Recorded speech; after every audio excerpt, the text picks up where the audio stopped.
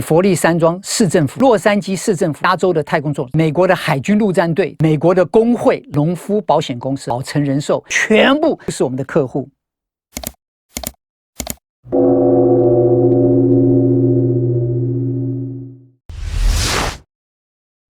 大家好，我是李树全。在过去这些年来，我在教数位工程的课里面，总是有几位非常优秀的同学，他们不辞辛劳的会在周末的时候，几个好伙伴一起 share 租了一部计程车，从桃园大老远，在周末的时候来淡水我的录音室里面看我工作。其实对这些还没入社会的同学来讲，都是非常沉重的费用。搭计程车，其实我知道他们口袋里面钱都非常有限。这些同学来到了淡水之后，有一次我就结束之后，我们带他们去淡水附近的火锅店。在这路程之中，我对学生讲说，在老师一生之中做对了几件事情，但也做错了几件事情。如果我今天把我做对的几件事情跟你们讲，我希望你们能记住，并且重复我做对的事情。那些我曾经做错的事情，我也不隐瞒，让你们知道。只希望你们将来在你们的人生之中，可以尽量避开这些事情。我们一边准备吃我们的火锅，我开始跟他们聊起，在1980年的时候，我把我的录音室从那个最原始的车库里面开始搬到一个商业地区。进驻了这个商业地区之后，我们开始正式的广告，然后客户慢慢的进来。我记得大概隔了2个月还3个月，我就开始把旁边的另外的一个商业空间也把它承租下来，开始我的电脑公司。因为在那个时候做电脑的利润会远超过做录音的工作。因为在80年代那个时候，电脑不是像现在的笔电，如果有任何需要帮忙或坏掉了，拿到维修都很方便。但是在那个时候，1980年代的电脑是那种大型的电脑，所以任何时候机器坏了需要维修，都是需要付非常昂贵的费用，让工程师到现场去帮你做这些维修的工作。1980，我在 Setacoy 录音室旁边开启了我的李斯康 Data System 李斯康电脑公司。因为白天我为了赚更多的钱，我当时在洛杉矶的每日新闻 Daily News 这家公司帮他们修电脑，然后晚上我就做我的录音的工作。这段时间前后大概有2年的时间，录音室有时候经营得很辛苦，因为利润很薄弱，但是就是靠我的电脑的这些收入来补贴，然后来付房租，然后来付员工的薪水。但是 Daily News 的这个主管非常的欣赏我，有一天他就跟我谈起说，如果我们公司送你去北加州到矽谷去做特别的训练，我希望你最少回来之后拿了认证之后，你能继续为我们公司再继续服务最少1年以上。我做了这个承诺之后， Daily News 就把我送到矽谷，到 DEC 迪基多电脑公司去受培训，然后拿到认证。这些培训的课程非常贵，因为到那边公司需要帮你付吃住行全部，然后在那边每天8个小时、10个小时的课程，然后2个礼拜，最后你拿到这个认证。在那个年代，我们有几家大型电脑公司，其中一家 IBM， 各位都很熟，另外一家 Wayne 王安电脑公司，另外一家有名的就是迪基多电脑公司，叫做 Digital Equipment Corporation， 我们俗称它为 DEC 这家公司。DEC 公司呢，在当时在亚洲地区，在全世界都有很多很多的分公司。那个时候都是大型的电脑，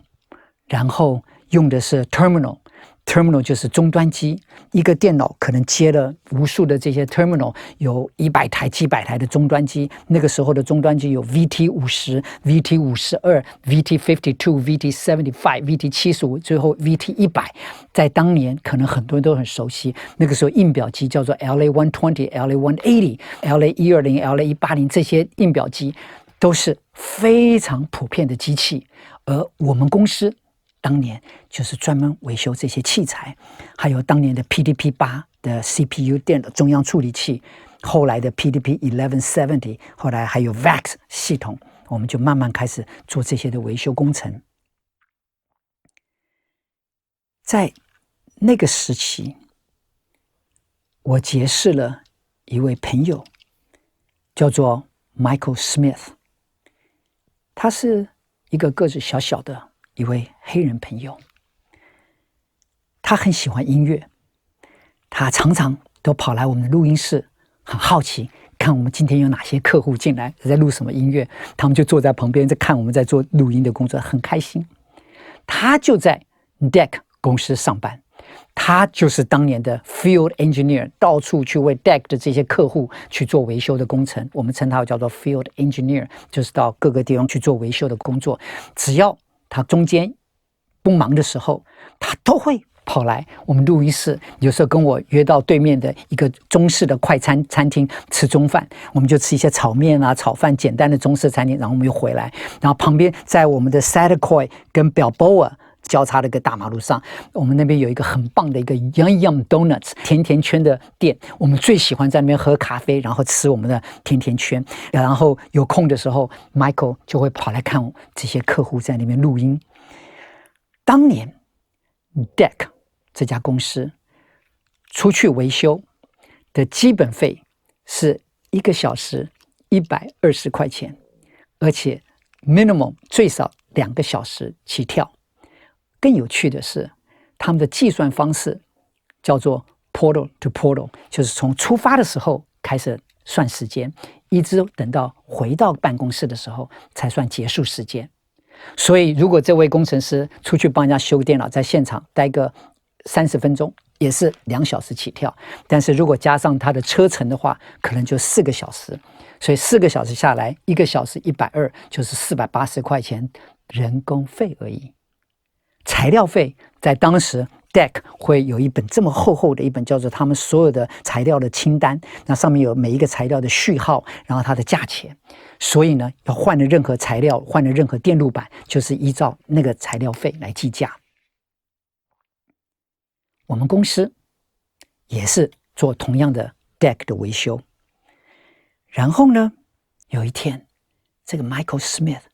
冲到我的办公室里面来，然后生气得不得了，开始从天骂到地。我说 What happened, Michael？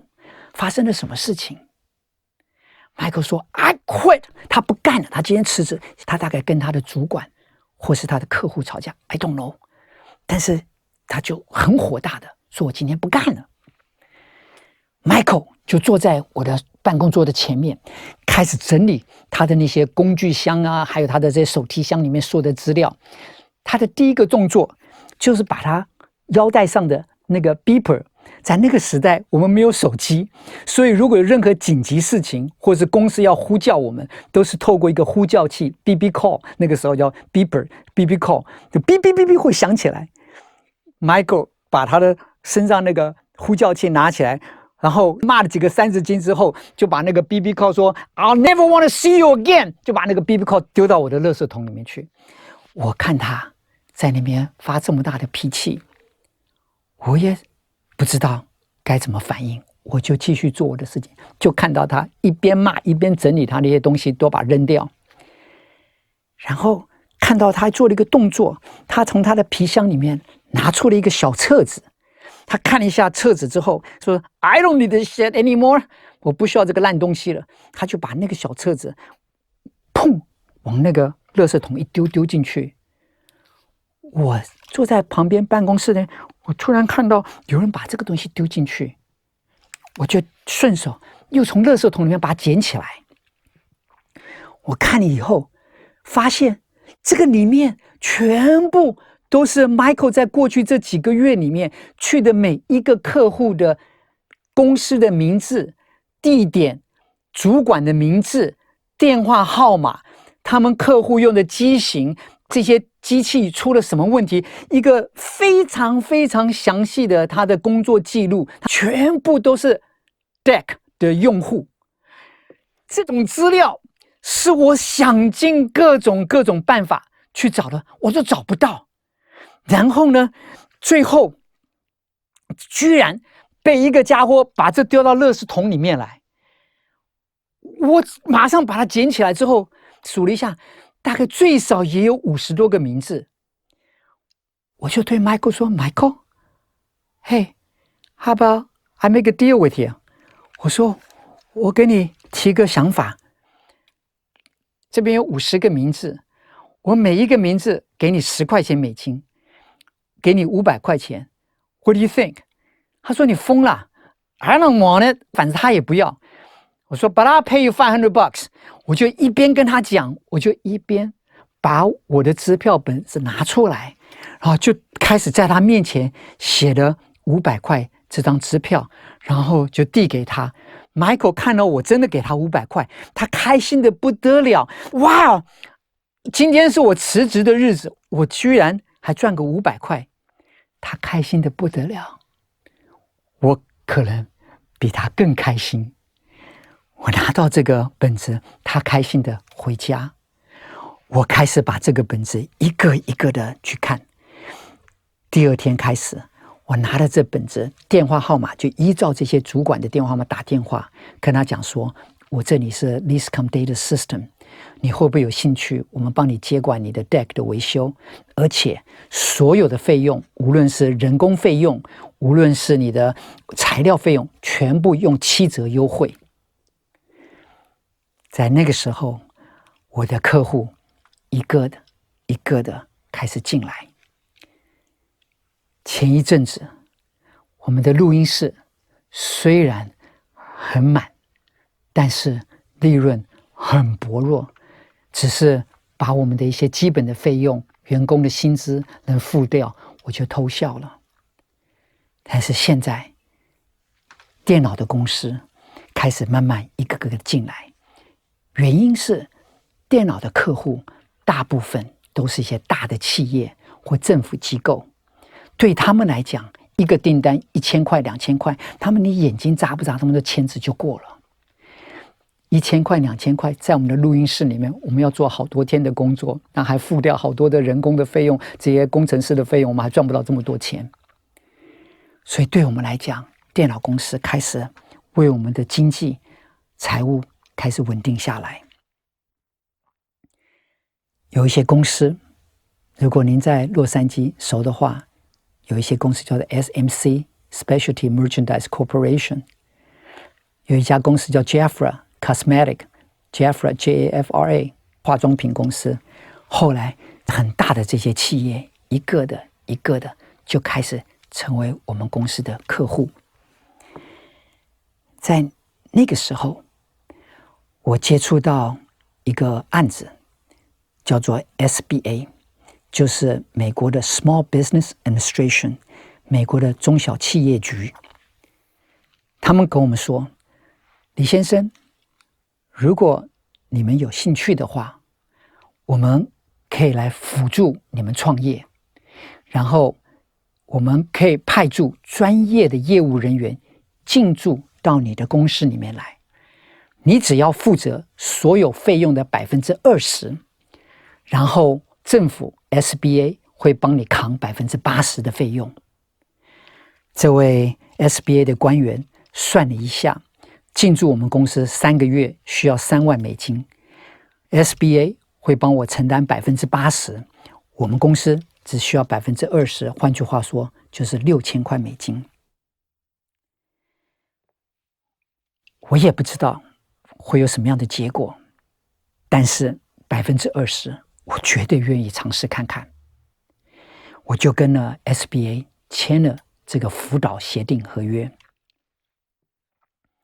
因为这个 SBA 这件事情改变了我的公司，完完全全彻底改变了。后来我回到了国内，到了台湾，我也到处去做了很多的中小企业的演讲，然后我也提倡跟很多银行提倡，跟他们谈到政府需要主动的来辅助这些中小企业的成长。我要提的是，在那个时代80年代的时候，当我签完了约了之后，就有6位很专业的业务人员进驻到我公司里面来，帮我拓展业务。我当时是一个亚洲人，我的语言绝对讲得没有那么溜，我要去推广业务，人家都会带了一个怀疑的眼神。但是现在有6个专业的人进来之后，开始每天在电话上开始拨电话，一个一个的客户帮我敲，他们把所有南加州所有使用 DEC 的客户的资料全部帮我们调出来，一家一家挨户从 A to Z 帮我去call这些公司，然后帮我去找客户。大概到了第3个礼拜、第4个礼拜的时候，其中有一个团队的领导人叫 Bob 是一个摩门教徒，他蛮魁梧的，他讲话非常的稳健，很让人信赖，个子大大的，魁梧的。他就把我带到后面的停车场，我记得大约到5点钟，下午5点钟的时候， Bob 跟我说 David， 我发现你的这些客户里面，几乎每一个客户每一个月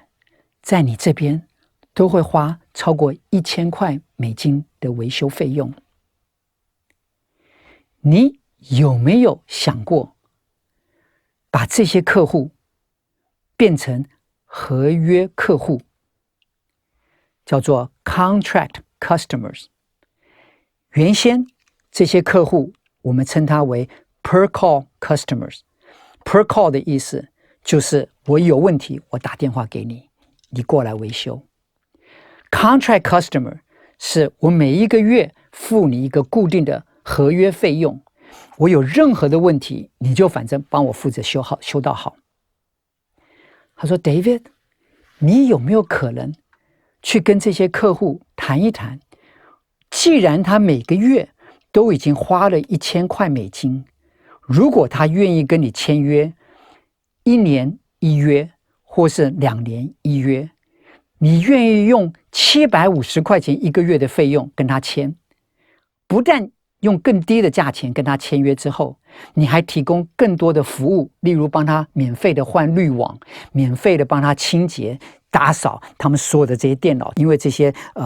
终端机啊，这些电脑 keyboard 上都很脏，这些抽烟的油垢，然后都弄得很脏。他说你全部帮他们吸尘，然后帮他们保持得干干净净的，做这种额外的服务，750块就好，但是条件是最少1年的合约，或是2年的合约。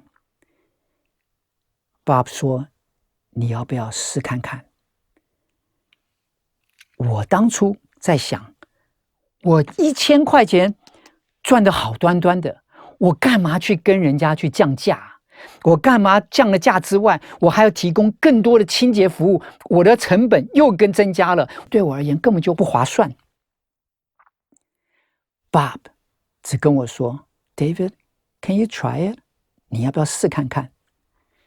我就依照他的指示，在一个简单的纸上做了一个小小的 DM， 说如果你愿意的话，我们愿意提供你 contract services， 然后我们提供3种服务，一种是24小时服务就是你有任何问题，我们24小时的 response time， 我们24小时就会到你现场帮你维修。但是如果电脑是更急，我们有8小时的 response time， 更快速度马上到你现场，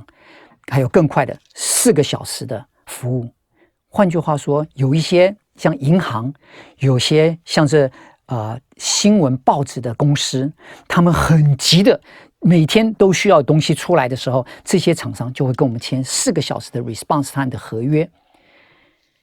我就把这样3个模式写在一个 DM 上，开始发给这些公司。不到1个多月，所有这些公司都主动的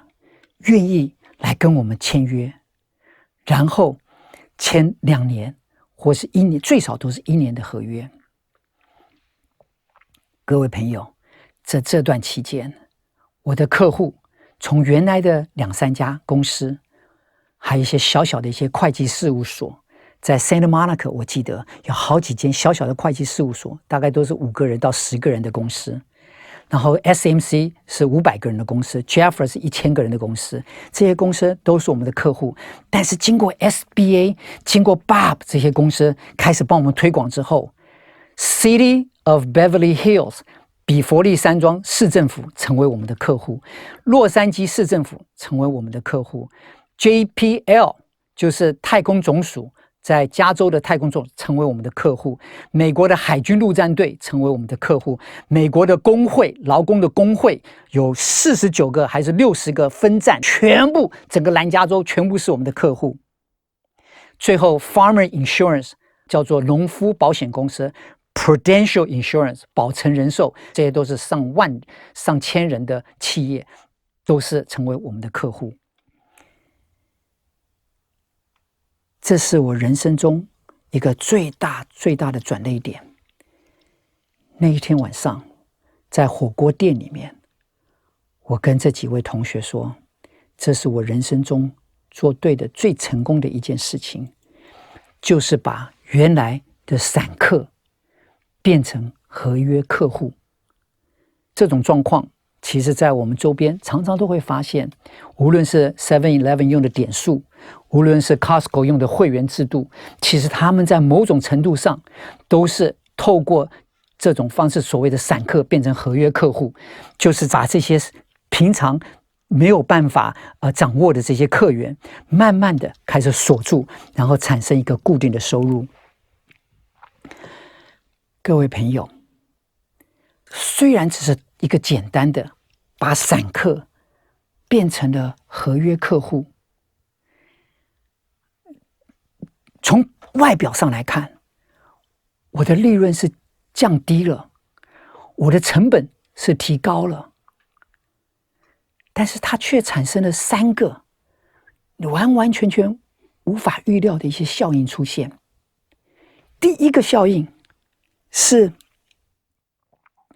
我拿了这个合约，这些客户的合约，我可以走进银行里面，跟着银行的官员说，这是我的客户，我李世康公司的客户。以前那些录音室这个月可能赚得很好，到了圣诞节那个年末的时候，公司是没人进来的，因为全部都放假了，所以有高有低，有高有低，所以那个利润很薄弱。而且我原来的电脑公司，如果是用 per call 就散客的话，有的时候好，有的时候也坏。到了圣诞节大家都休假的时候，没有一家电脑会出问题了，就算出问题他也不会来找你。但是当我有这个合约的时候，每一个月都是固定的时候，我大摇大摆的可以走进到银行里面，放在银行的这些经理前面，跟他说，这是我每个月固定的收入了。银行只要拿起电话拨几个电话去查证一下是不是有这些合约，一下就查认出来了，马上就给我了一个房屋的贷款，我就买了我人生中的第一个房子。第二个效应产生的是，我的公司如果今天要脱手卖掉的话，没有一个人会认为我的公司有什么特别的价值，任何这些东西都可以被替代。任何人才、员工、技术都没什么真的伟大的，都是可以被替代的。今天如果我要出场不干了，我要离开公司，没有实质的 net value， 没有实质的价值。但是我一旦有了合约客户在我手上，任何人要接手我的公司，我马上放下说，我一个月赚1万美金 net， 那你要买我公司要花多少钱来买？很快就看得出来了，马上就可以计算出来。所以当我要转卖公司的时候，我已经有一大堆的人会有兴趣来敲我的门，要买我的公司。那再告诉你更有趣的第3个效应，是那个原来一直担忧我的 Susan 的妈妈，一直拒绝让我跟她结婚的 Susan 的妈妈，还有她的 grandmother， 她的祖母，现在看到我有这些合约客户的时候，都开始放轻松，然后完完全全祝福我们，让我好好的把她的金头发最漂亮的女儿娶回家。这3个效应是我当初想都想不到的事情，从散客变成合约客户。各位朋友，如果你今天在创业的路上，或是你在经营你的事业的时候，不妨也想一想，如何把你现有的客户从散客变成合约客户。这整件事情在我的人生中，在做电脑这些故事，我把它写成了一首歌，叫做 Computer Man。 在我次子的专辑里面你会看到，然后在 YouTube 上你只要搜寻 Computer Man 都会看到。那在这边跟你讲 Computer Man 一开始的地方，有一个女生讲了一句话，我现在不告诉你什么，但那个女生就是 Susan 讲的话，我在这边留给你们慢慢去欣赏。各位朋友，这就是其中一件我感觉人生做最对的一件事情。那一天晚上，我在火锅店里面跟我几个最特别最优秀的同学跟他们分享，我们下一次再把第2件我做对的事情再跟你分享，希望能帮助到你的事业。我们下一次见，拜拜。